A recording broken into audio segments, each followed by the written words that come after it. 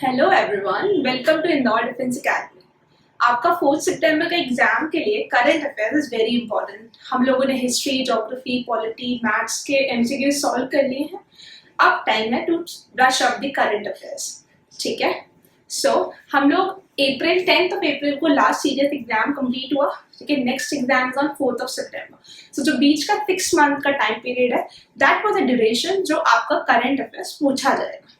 ठीक है, देखो, अगर करंट अफेयर्स की हम लोग ज्यादा फ्रीक्वेंसी देखें, किस मंथ से ज्यादा फ्रीक्वेंटली क्वेश्चन आएंगे आपको, that is June, July, May, June, July, August and May. अप्रैल भी मान लेते हैं, चलिए, क्योंकि 10th ऑफ अप्रैल को एग्जाम कंप्लीट हो गया था, राइट? तो वो 10 डेज भी चले गए और बाकी के 20 दिन। ठीक है, तो पहले हम देखते हैं अप्रैल मंथ का करंट अफेयर। ठीक है, शॉर्ट करंट अफेयर देख रहे हैं जो हमारे लिए इंपॉर्टेंट है for the exam perspective. Okay, so the first is what is poison pill strategy.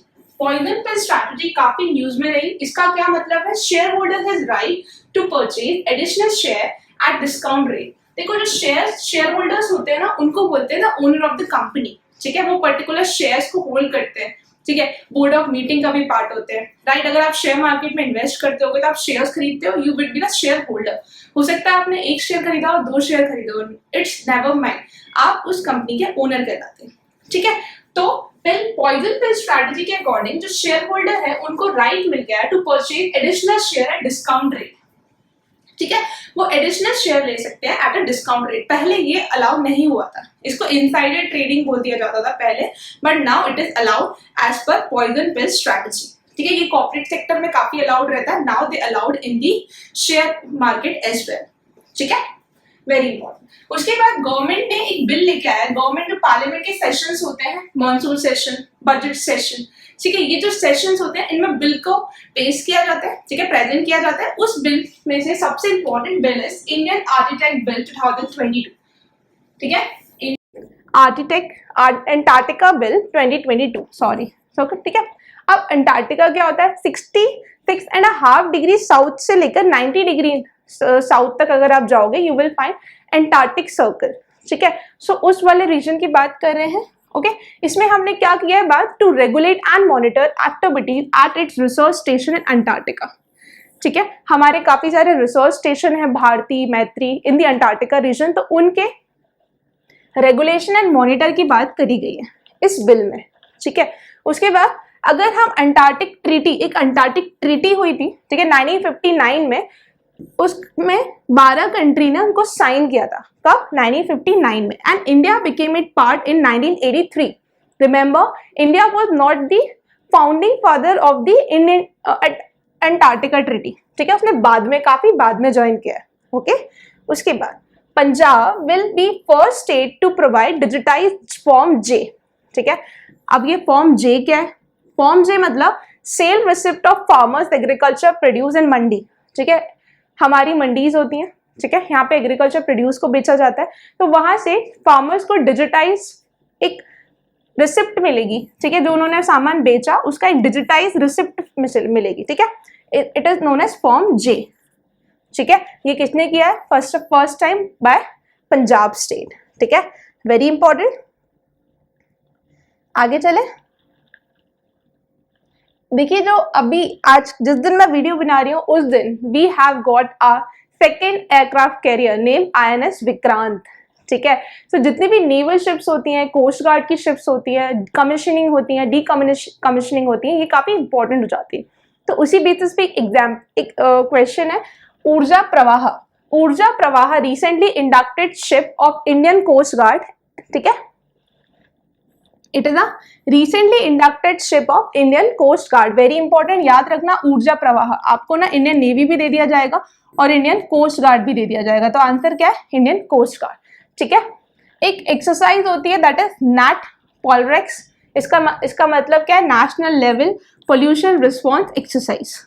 ठीक है, national level pollution response exercise, very important. उसके बाद स्कीम से काफी क्वेश्चन आती है। तो PM Vikas scheme comes under ministry of minority affairs. इसमें हम विमेन रिजर्वेशन की बात करी गई है 30%।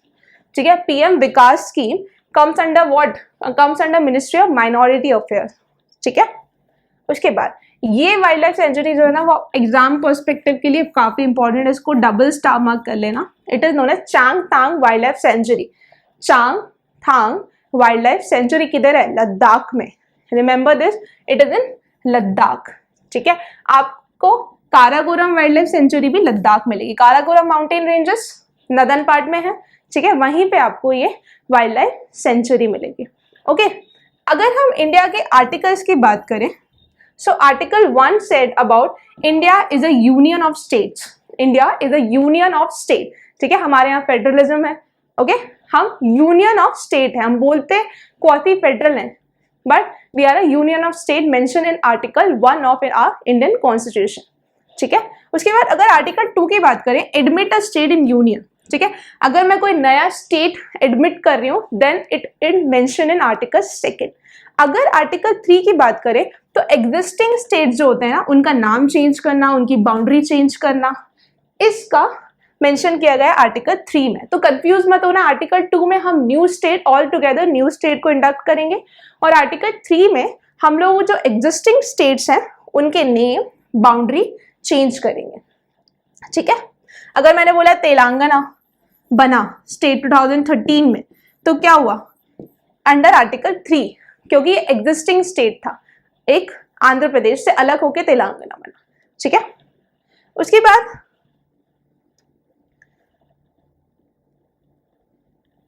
Lamette 2022, an Indian Army contingent has arrived in Seychelles for the 9th edition of joint military exercise between Indian Army and Seychelles. तो आपसे directly question पूछेगा कि Lamette 2022 between which two armies? One is Indian Army and second is Seychelles. Very very important, ठीक है। Seychelles एक island nation है जो कि आपको इंडियन ओशन में मिलेगा। कहाँ मिलेगा?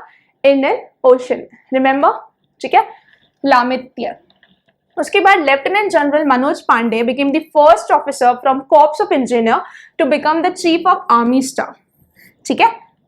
लेफ्टिनेंट जनरल मनोज पांडे अब वो क्या बन रहे हैं? चीफ ऑफ आर्मी स्टाफ, ठीक है, chief of army staff. He was the first officer from corps of engineer, it is known as corps of engineer, ठीक है। ऐसे कि आर्मी सर्विस कोर होती है, कोर ऑफ इंजीनियर्स होते हैं, कोर ऑफ सिग्नल्स होते हैं, ऐसी बहुत सारी कोर्स होती है इंडियन आर्मी के अंदर। तो कोर ऑफ इंजीनियर से ये पहले इंसान है जो कि हमारे चीफ ऑफ आर्मी स्टाफ बने। कौन? मनोज पांडे जी, ओके। उसके बाद कुछ इमरजेंसीज बहुत इंपॉर्टेंट होती हैं, आपसे पॉलिटी में डायरेक्ट स्टैटिक क्वेश्चन पूछा जाता है, तो एक बार देख लो। आर्टिकल 352 बात करता है नेशनल इमरजेंसी, ठीक है, जो कि बेसिस क्या है इसका? वॉर, एक्सटर्नल एग्रेशन या आर्म्ड रेबेलियन, ठीक है, वॉर, एक्सटर्नल एग्रेशन या फिर आर्म रेबेलियन, ठीक है, डोंट फॉरगेट इट, ओके। उसके बाद the navy commission its second P-8I aircraft, very very important, squadron, Indian naval air squadron 316 on March 29 at INS Hansa, जो कि कहाँ पे डॉक्ड है? गोवा में, ठीक है। अगर अभी आपने विक्रांत की कमीशनिंग परेड देखी हो, कमीशनिंग वीडियोस देखी हो, तो आपने देखा होगा फ्लाई-पास्ट जब हुआ था तो फ्लाई-पास्ट में P-8I का भी फ्लाई-पास्ट किया गया था, ठीक है। P-8I recently commission second aircraft squadron है जो इंडियन नेवी ने की है, ठीक है, वेरी वेरी इंपॉर्टेंट। उसके बाद this is a long range multi role patrol vehicle. क्या है ये? Long range patrol vehicle, P से पेट्रोल, ठीक है। उसके बाद इसको किसने सप्लाई किया है? It is supplied by Boeing, ठीक है, बोइंग एक कंपनी है, इसने सप्लाई किया है इसको। उसके बाद वैक्सीन से काफी क्वेश्चन बन रहे हैं आपके एग्जाम में। Corbevax first vaccine to be granted emergency use authorization in India for children in 5 to 12 years of age group, very very important. इसका इमरजेंसी यूज हमने अलाउ कर दिया है between the age group of 5 to 12, named as Corbevax, ठीक है, very important. अगर हम Covaxin का देखें तो उन्होंने 15 to 18 years के लिए अलाउ करा है, ठीक है। और अगर हम डेनमार्क की बात करें तो Denmark was the country which suspended all कोविड-19 प्रोग्राम्स, ठीक है। Denmark is the country which has suspended all कोविड-19 प्रोग्राम्स, वेरी इंपॉर्टेंट, ठीक है। कॉर्बेवैक्स का अगर देखें तो किसने डेवलप किया है? बायोलॉजिकल ई, एक फर्म है, वो कहाँ की है? हैदराबाद की, ठीक है। कॉर्बेवैक्स को किसने डेवलप किया है? A firm of Hyderabad named as biological E, ठीक है। उसके बाद कुछ स्टैटिक देखो, इंटरनेशनल टेलीकम्युनिकेशन यूनियन किधर है? हेडक्वार्टर जेनेवा, जेनेवा किधर है? जेनेवा इज इन स्विट्जरलैंड, ठीक है। उसके बाद the association of world election bodies is located in South Korea, very important. अभी हमारे यहाँ इलेक्शन भी हुए, हमारे न्यू प्रेसिडेंट इलेक्ट हुए मैडम द्रौपदी मुर्मू, ठीक है। She belongs to Orissa Mayurbhanj district, very important, ठीक है। So the association of world election body is in South Korea, ठीक है। न्यू इलेक्शन कमिश्नर हमारे इंडिया के कौन है? Rajiv Kumar, very important. और इलेक्शन कमीशन का मेंशन आर्टिकल 324 में मिलता है इंडियन कॉन्स्टिट्यूशन के, ठीक है।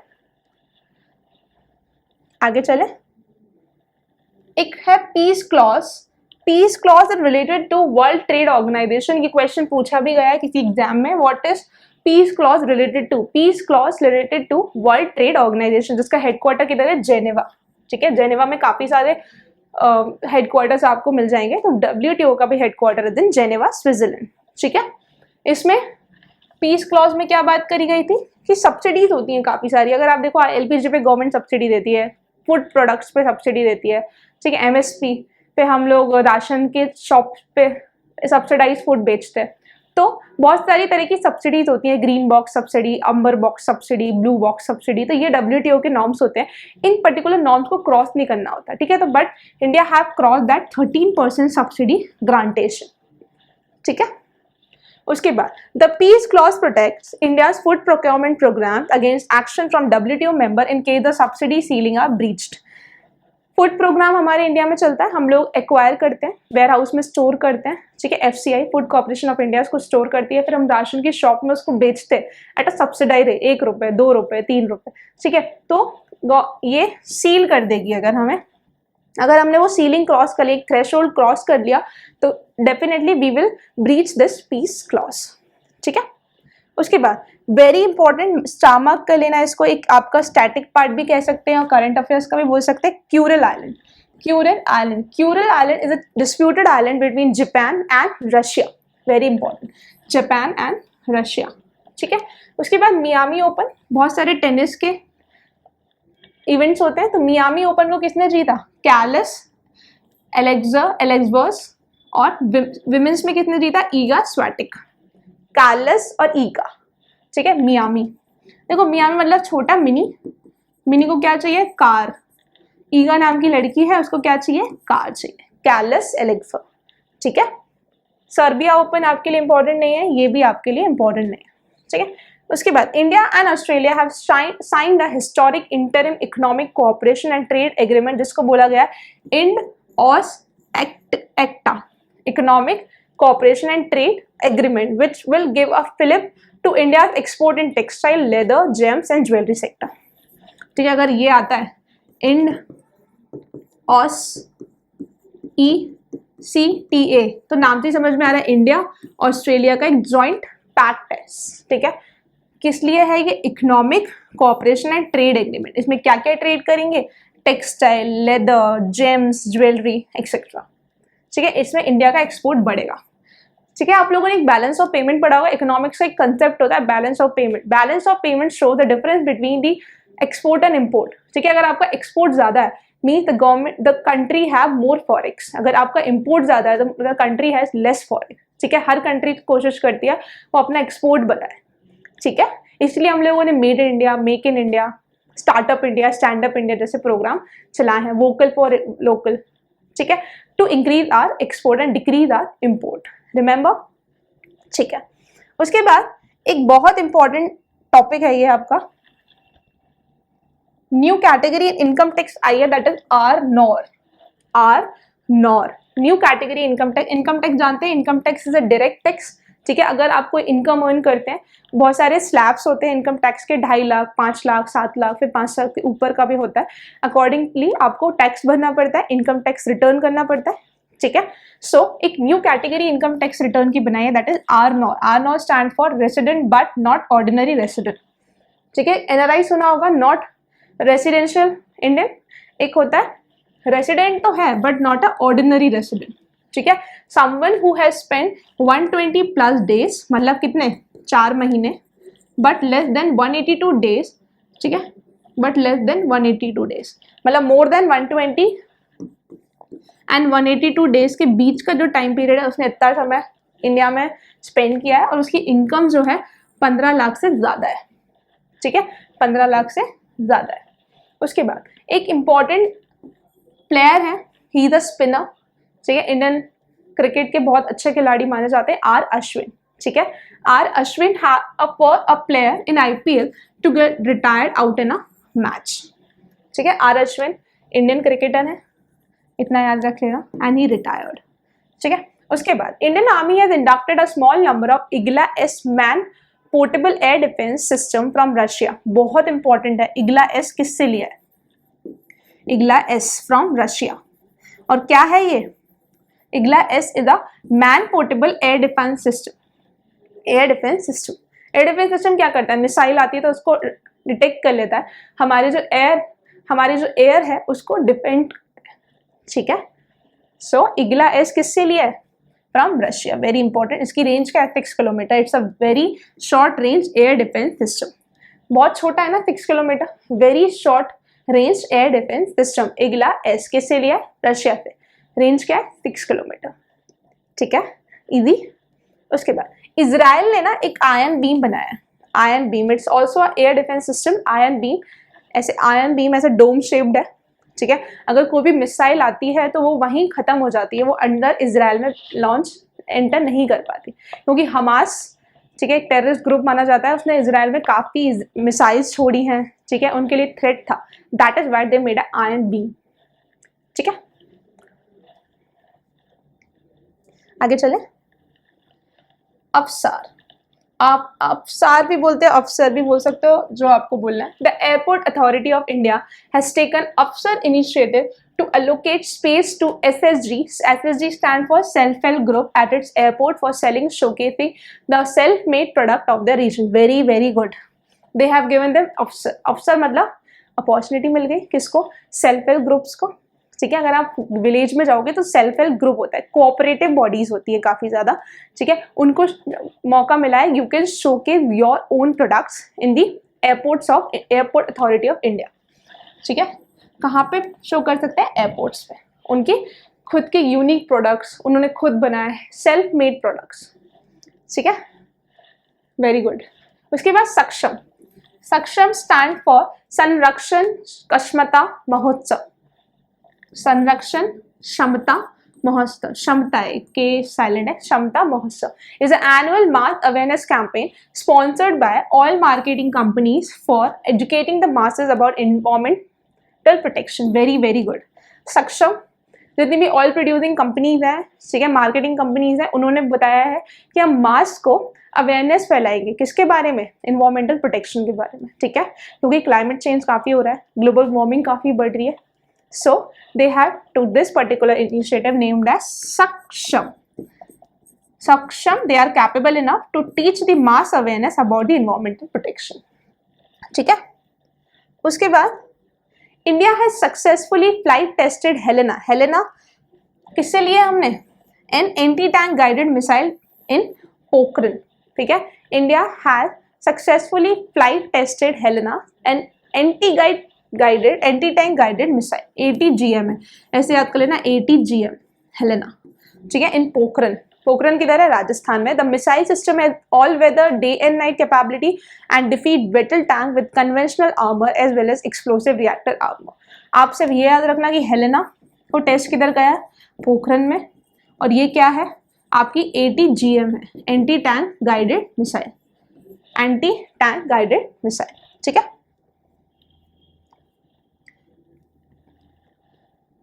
The Air Force version of Helena is known as Dhruvastra, Dhruvastra, ठीक है। जो Air Force version of Helena है, it is known as Dhruvastra, ठीक है। ये कोई अनाउंसमेंट कर रहा है, lord Ganesh as a mentor and protector may enrich our life by always giving you great bless beginning and removing obstacle, ठीक है। सो जो हेलेना का एयरफोर्स वर्जन है उसको बोलते हैं ध्रुवास्त्र। क्या बोलते हैं? ध्रुव अस्त्र, ठीक है। The fourth 2+2 dialogue between India and USA took place in Washington DC. 2+2 dialogue is the biggest dialogue बोला जाता है, highest level institutional mechanism होता है, ठीक है। इसमें 2+2 मतलब 2 मिनिस्ट्री आपकी साइड चाहेंगी, 2 मिनिस्ट्री हमारे साइड चाहेंगी, हो सकता है डिफेंस और एक्सटर्नल है या कोई भी है, वैसे तो डिफेंस और एक्सटर्नल ही आती है। एक्सटर्नल अफेयर्स मिनिस्ट्री जो होती है वो करती है, ठीक है, यूएसए और इंडिया और डिफेंस मिनिस्ट्री, ठीक है। It's a highest level institutional mechanism, okay, between any two country. India has 2+2 dialogue with 4 key strategic partner. हम लोगों ने अभी तक 4 की स्ट्रेटेजिक पार्टनर से 2+2 डायलॉग किया है। कौन कौन से हैं? यूएस अभी बात करी, 4th कर रहे हैं, जापान, ऑस्ट्रेलिया एंड रशिया। 3 तो क्वाड नेशन हो गए, 4 इंडिया को मिला के तो 4 क्वाड तो पूरा ही है, as well as Russia. Russia के साथ हमारे रिलेशन काफ़ी अच्छे हैं, ठीक है, तो रशिया से हम ये डायलॉग करते रहते हैं, ठीक है। उसके बाद हम लोगों ने यूएसए के साथ बहुत सारे एग्रीमेंट साइन करे हैं, जैसे लमोआ, कॉमकासा, काटसा, ठीक है। सो लमोआ की फुल फॉर्म यहाँ दी गई है, logistic exchange memorandum of agreement, ठीक है।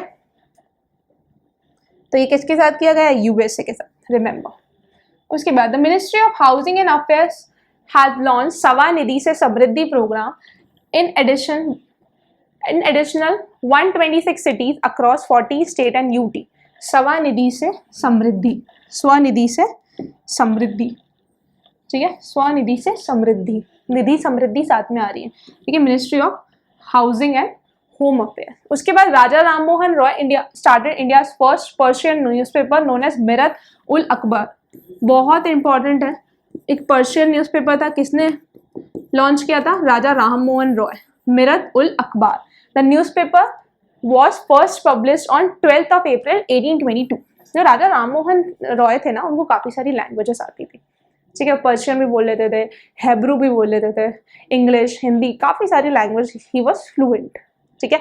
तो उन्होंने मिरत उल अकबर जो था पहला पर्शियन न्यूज़पेपर लॉन्च किया इन द ईयर 1822, ठीक है। उसके बाद Surat became the first city in India to get a processed steel slag road, processed steel slag road, ठीक है, steel slag road याद रखना, सूरत, S for steel, S for Surat, ठीक है। International Gandhi award for leprosy 2021 किसको दिया गया? International Gandhi award for leprosy given in 2021 to doctor Bhushan Kumar and Sahyog Kushtha Yagna trust. Doctor Bhushan Kumar question बन सकता है, ठीक है। सो लेप्रोसी डे जो है वो 30th जनवरी को बनाया जाता है, 30th January, international Gandhi award for leprosy, ठीक है।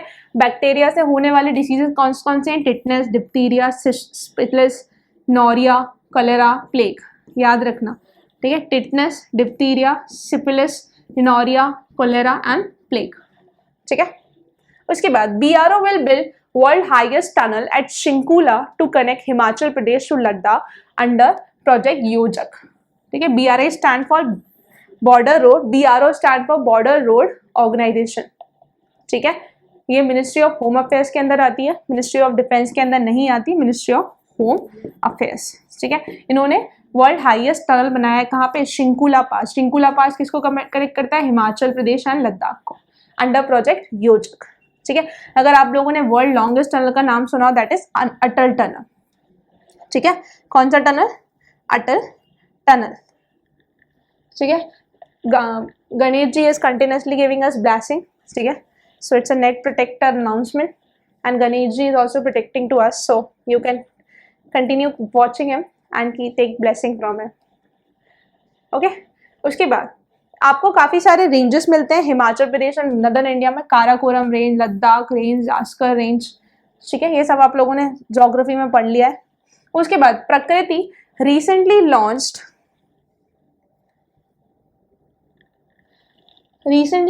It's mascot to create awareness on plastic pollution. Prakriti plastic pollution, ठीक है। उसके बाद real GDP growth projection for 2022-23 as per RBI monetary policy April 2022 क्या कहता है कि 7.2% जीडीपी ग्रोथ रेट रहेगी। कितना? 7.2% जीडीपी ग्रोथ रेट, ठीक है। उसके बाद अगर हम आगे देखें तो India third highest military spender बन गया according to the SIPRI report, ठीक है। कल भी हम लोगों ने मतलब जून वाले वीडियो में भी हमने इसमें बात की है कि India became the third highest spender in the military expenditure, ठीक है, as per the SIPRI report. Okay, तो थर्ड हाईएस्ट। उसके अगर हम पहले दो देखें तो first is USA, second is China. USA, China and India, ठीक है। काफी ज्यादा एक्सपेंडिचर हम करने लगे हैं। हमारे बाद आता है यूके, ठीक है। उसके बाद सिप्री का फुल फॉर्म क्या है? सिप्री ये रिपोर्ट जारी करता है, इसका फुल फॉर्म क्या है? Stockholm International Peace Research Institution. Stockholm International Peace Research Institution, ठीक है। उसके बाद शहबाज शरीफ अभी जो पाकिस्तान में 23rd PM बने हैं, ठीक है, क्योंकि वहां पे नो कॉन्फिडेंस मोशन पास कर दिया गया था इमरान खान के अगेंस्ट में। So new PM of Pakistan is Shahbaz Sharif. आपसे कभी क्वेश्चन नहीं पूछेगा, but just for your information, ठीक है। अगर हम आर्टिकल 74 की बात करें तो PM and council of minister is collectively responsible to Lok Sabha and individually responsible to President. Remember that. ठीक है, as per Article 74, PM plus Council of Ministers is collectively responsible to Lok Sabha and individually responsible to President. आपसे question पूछ सकता है, ठीक है। अगर हम 91st कॉन्स्टिट्यूशन अमेंडमेंट एक्ट की बात करें तो काउंसिल ऑफ मिनिस्टर की लिमिट को बता दिया गया था, ठीक है। लोकसभा में 15% मिनिस्टर्स, ठीक है, और 10% ministers in UT council of minister के पार्ट ही हो सकते हैं, ठीक है, वेरी इंपॉर्टेंट। उसके बाद सुमन बेरी जो है, सुमन बेरी जी को अभी recently new vice chairman of NITI Aayog elect करा गया है। किसको? सुमन बेरी। अगर आप नीति आयोग की बात करें तो नीति आयोग के जो चेयरपर्सन होते हैं ही इज PM, ठीक है। हमेशा प्रधानमंत्री ही चेयरपर्सन होगा नीति आयोग के, ठीक है। प्लानिंग कमीशन को रिप्लेस कर दिया गया था नीति आयोग से, ठीक है। सो वाइस चेयरमैन कौन है नीति आयोग के? सुमन के बेरी, ठीक है। So this is the end of April current affairs, ठीक है। हम अपने उड़ान बैच को भी कंप्लीट कर रहे हैं। हम लोगों ने, हमारी जर्नी काफ़ी अच्छी रही, ठीक है। हम लोगों ने मैथ्स पढ़ा, पॉलिटी पढ़ा, ज्योग्राफी पढ़ा, हिस्ट्री पढ़ा, करंट अफेयर्स भी पढ़ा, ठीक है। At last I would say all the best to everyone out there who are appearing for CDS and NDA, ठीक है। अच्छे से करना एग्जाम। एक छोटी सी ट्रिक देती हूँ या टिप देती हूँ, ठीक है। देखो, जो भी बच्चे सीडीएस के लिए अपेयर कर रहे हैं ना, because I have personally given CDS and clear that as well, ठीक है। तो सीडीएस में ना बहुत संभल के इंग्लिश अटेम्प्ट करना, क्योंकि लास्ट टाइम की जो इंग्लिश आई थी 10th of April की, दैट वाज थोड़ी सी फिलोसफिकल, ठीक है। तो हम फिलोसफिकल इंग्लिश अटेम्प्ट करते हैं ना, तो हमें लगता है सही है सही है सही है, सब कुछ अटेम्प्ट करके आ जाते हैं और माइनस मार्किंग हो जाती है। तो प्लीज प्लीज प्लीज इंग्लिश को काफी संभल के अटेम्प्ट करना, ठीक है। अगर आप 70 to 75 नंबर इंग्लिश में ला रहे हैं, दैट वाज सफिशिएंट। अगर ज्यादा स्कोर कर सकते हो, वेल एंड गुड, बट अगर आप पुश करोगे अपने आप को 70-75, दैट्स इनफ, ठीक है। और अगर हम जीके की बात करें तो ज्यादा अटेम्प्ट करके मत आना, तुक्केबाजी नहीं करने का, क्योंकि अगर आप तुक्केबाजी करोगे तो आपकी नेगेटिव मार्किंग हो जाएगी, ठीक है। जिसमें आप शॉर्ट हो, जो आपको आता है वही करना, ठीक है। अगर ऐसे क्वेश्चन आते हैं जिसमें आपको लगता है यार 2 मैं एलिमिनेट कर पा रही हूँ, तो उसको अटेम्प्ट करो, क्योंकि आपकी वहां पे 50% चांसेस है सही होने का, ठीक है। So this is the closing statement from me as well as for everyone who have taught you in this Udan batch. So all the best for exam. Thank you.